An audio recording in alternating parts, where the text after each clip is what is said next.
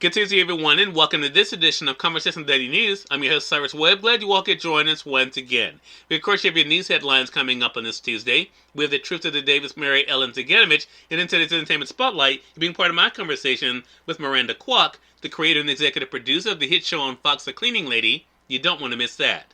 Enjoy today's program. For Conversation Daily News, I'm Cyrus Webb with your Tuesday headlines. In international news, as Mariupol hangs on, the extent of the horror not yet known.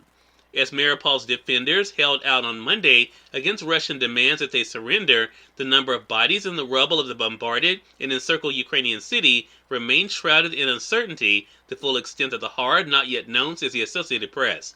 With communications crippled, movement restricted, and many residents in hiding, the fate of those inside an art school, flattened on Sunday in a theater that was blown apart 4 days earlier, was unclear. More than 1,300 people were believed to be sheltering in the theater, and 400 were estimated to have been in the art school. Mariupol has been a key target that has been relentlessly pounded for more than 3 weeks and has seen some of the worst suffering of the war.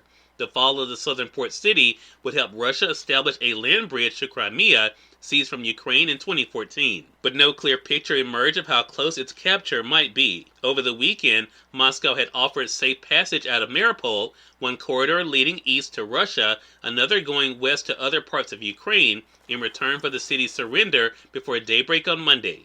Ukraine flatly rejected the offer well before the deadline. Mariupol officials said at least 2,300 people have died in the siege, with some buried in mass graves, but fears grew that the number could be far higher.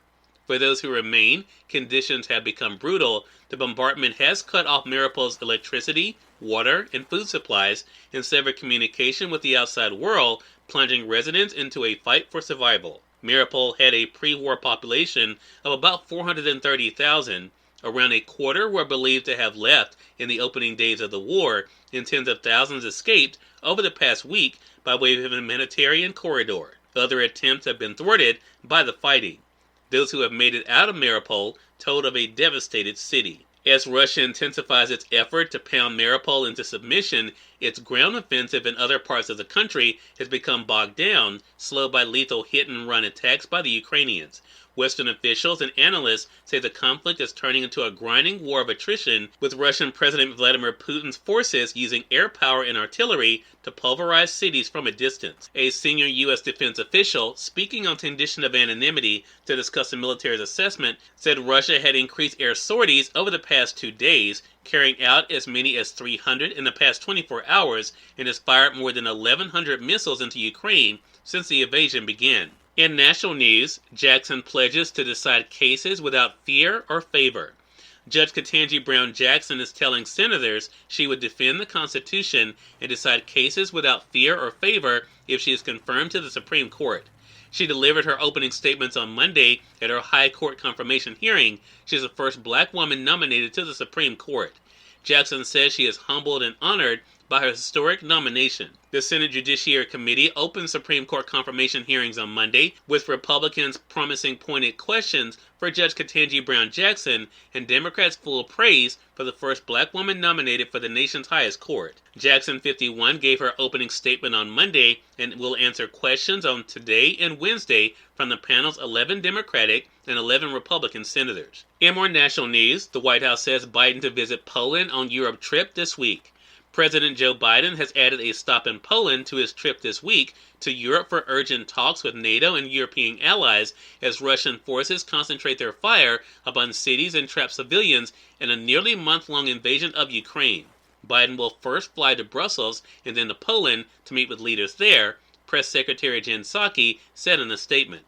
Poland is a crucial ally in the Ukraine crisis. It is hosting thousands of American troops and is taking in more people fleeing the war in Ukraine, more than 2 million, than any other nation in the midst of the largest European refugee crisis in decades. The White House officials have said Biden has no plans to travel to Ukraine. And finally, in business news, Powell says Fed will hike further and faster if necessary.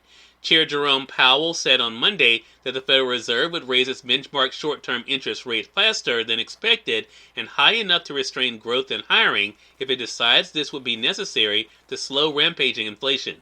Powell's message was more hawkish than his comments were about last week's Fed meeting, when officials raised their key rate a quarter point from near zero to a range of 0.25% to 0.5%. His remarks in a speech to the United Association for Business Economics caused a sharp drop in the stock market, with its implication that potentially much higher rates could be on the way for mortgages, auto loans, credit cards, and other consumer and business borrowing. The Fed hasn't raised its benchmark rate by a half point since May 2000. Cyrus Webb, Conversations Daily News. It's on time for the Truth of the Day with Mary Ellen Ciganovich. Mary Ellen, take it away. Hi, this is Mary Ellen with your Truth of the Day. Have a life outside of work. Always consider your personal needs, because they are no less important than your work obligations. Make sure you have a life outside of work. Empower yourself to reintroduce play and relaxation into your life. You do not need to feel you are shirking your duties for more vital obligations, because when you do not take care of you, you cannot take care of anything, including your work. Allow yourself plenty of time to unwind between work duties. Introduce balance into your life by scaling back on your duties and taking play breaks. This will help you to accomplish more. Your concept of success must not be associated with working until you drop or putting your labors before anything else. Today, make time to put aside obligations and take care of you. And remember, enjoy your day. We are part of my conversation coming up with Miranda Kwok, the creator and executive producer of the show The Cleaning Lady on Fox. You're listening to Conversation Daily News. For Conversation Daily News, I'm Cyrus Webb with Entertainment Spotlight. Miranda Kwok, the creator and executive producer of the hit show on Fox, The Cleaning Lady, stopped by Conversations Live, the radio show, to talk about the experience. Here's a bit of our conversation. Well, look, you are having quite the 2022, Miranda, so we're excited to be able to speak with you. I want to kind of begin here. I mean, you had an amazing season with The Cleaning Lady. What has this response been like for you to see the way that people really took to this show and these characters? Oh, honestly, it has been so rewarding and so heartwarming to see the response from the audience.